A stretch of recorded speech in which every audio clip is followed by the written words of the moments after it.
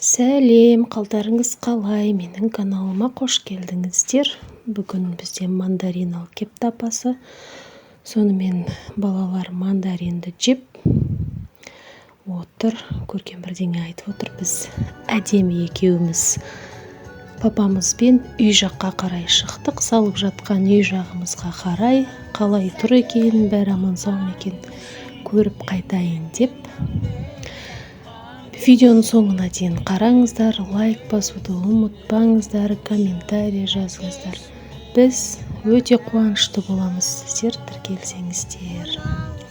Бізді қолдап кетіңіздер. Бұл жерде әдемі папасына әке туралы өлең айтып беріп отыр. Мынау үй жақтағы жол кетіп бара жатырған.